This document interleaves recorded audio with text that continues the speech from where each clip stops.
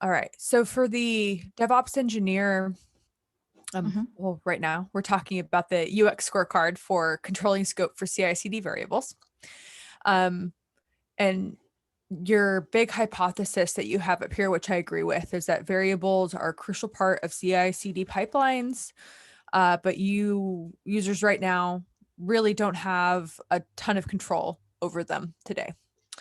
And we want to really research how we can better define them and then identify the blockers or hiccups in variable handling.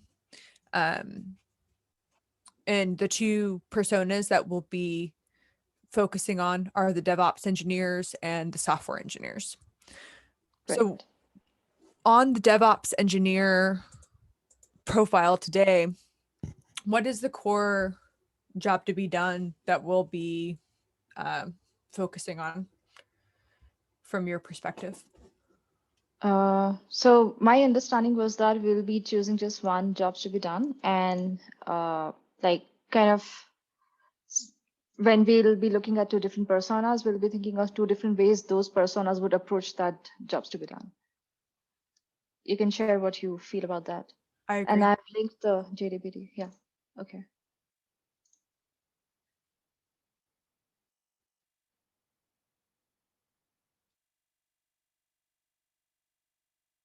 Should I talk through how I expect each of the personas to like work with this jobs to be done? Like what is the workflow that I am expecting, that I'm thinking they would follow?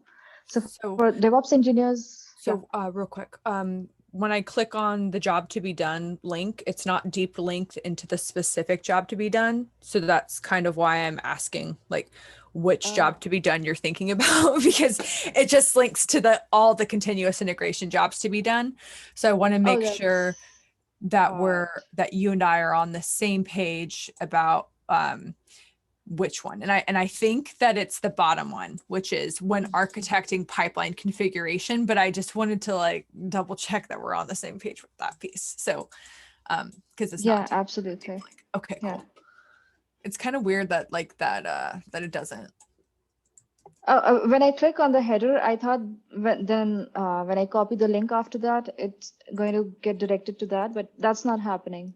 Yeah, it's not. And I don't know if it's just this page or if it's something to do with the table in this particular page, but I just wanted to double check that that's exact that we're Yeah. talking about when architecting pipeline configuration. I want to be able to define the variable. So, Yes. okay, perfect. Yeah. Since I created this page, it could be something with the page. So I think then what I would love to make sure we'll go ahead and add to this page just for to the discussion guide the specific job to be done, just so that we have like absolute clarity for for other audiences here. So I just added below the Oh, warm-up that's great. questions. Yeah. Okay. Thank you so much. Yeah, you bet. So then I agree this is the job to be done that we're analyzing. We're going to analyze it from the DevOps engineer angle and from the software engineer angle. So then Mhm. going down with what you were saying, I would love to hear your expectations on how do you feel the DevOps engineer scenario will differ on this job to be done. And yeah, let's start with that. Okay. So DevOps engineers, they are responsible for the configuration, right? Like they're responsible for maybe the maintenance of the configuration files and how if things are working smoothly across teams. So they would not be performing the day-to-day tasks that otherwise a software engineer would perform. So here, what I'm expecting that DevOps engineers would be concerned with is how could they utilize the power of variables? I mean, the having a control over defining the scope of variables so that they are easily able to leverage them across projects. Like if they define something at a very top level, would they be able to drizzle those down across downstream projects? And versioning was a really great example that I think Tiffany has put here. The video, she has put a video here for a few examples, and versioning was one of them. So what I did was I took inspiration from that video and I have tried to form a scenario. I don't know if this is too hypothetical or um, if this is practical or not, but it says that in this scenario, you're a DevOps engineer extending your support to two teams in an organization, and you're responsible for centralizing the maintenance of versioning across projects by passing the version number to the downstream projects every time it is updated. I love this. This is great. Because what's great about a persona is that it's typically a role that it's a hat that a platform engineer or a release manager or even like a team lead could be wearing. So when we interview this DevOps engineer, it could be a title that this person is wearing, but it could be also a different title, but they're performing DevOps engineering tasks. So what's great about this scenario is that they could be also like a release manager responsible for versioning their deployments. And this is a really applicable, realistic task that should be that we should be able to execute successfully inside of our variable across projects. So I love this a lot. It should be done easily. We should have really high fit and finish inside our variable. So as the PM for this area, I would expect this to be a 5, right? A 5 out of 5 on our scale. We should be really, really great in this area. So I love this scenario. That's great. Okay, and for the software engineer, so you made a suggestion some time back, and that perfectly fits because so what was this again? Random changes. Yeah. So if a team is working or an engineer is working on a project and they want like to share some credentials maybe with the client, so they could if they're able to do that or not to test that. Yeah, this is great.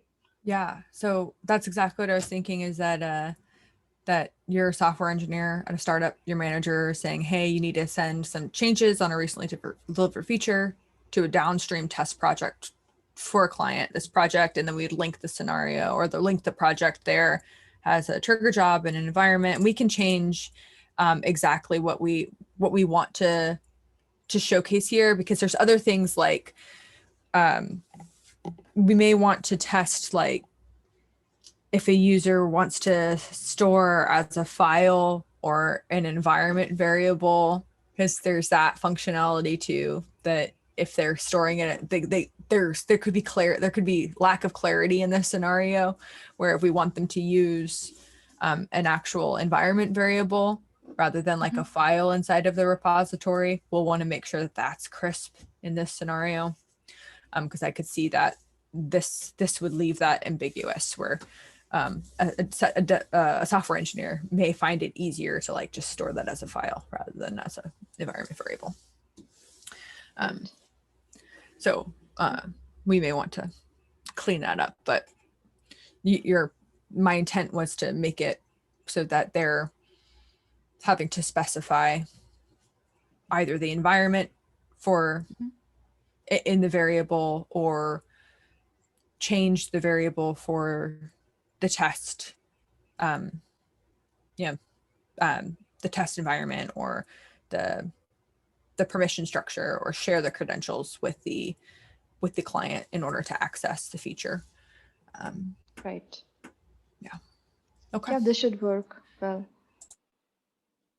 And so Tiffany does a great job with like defining what the flow would be. I mean, not exactly the flow, but with defining what the bare structure we need to provide to users to perform this. So we'll wait on her to provide her inputs. Okay, wonderful. That's perfect. Awesome. So I think the other two under DevOps engineer, we can probably kind of clear out, because I think the first one is probably the best, like what we really needed to do to satisfy the job to be done. As if we look at the job to be done, we're saving the core ask here is that variables are an efficiency play for people. They're to save time and to reduce waste and keep code dry, do not repeat yourself. So when we think about both at the DevOps engineer and the software engineer dimension, this is all an efficiency play. So we want to make sure that versioning is efficient, that sharing credentials across the client experience is efficient. So that makes sense to me. Okay, perfect. Well, I'll go ahead and go ahead. Yeah. Nothing. Everything else. So what I'll do is once we finalize on the scenarios, I will be expanding on like if we need to provide steps for the tasks and if any additional information we need to provide to users. So I'll work on that.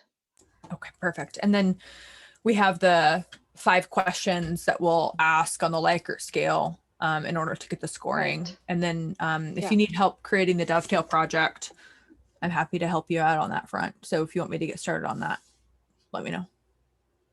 I think I can take care of that. Okay. Just let me know. I'm here. I'm here to I mean, lie. you have a lot on your plate already, so. But you know, I'm your PM, so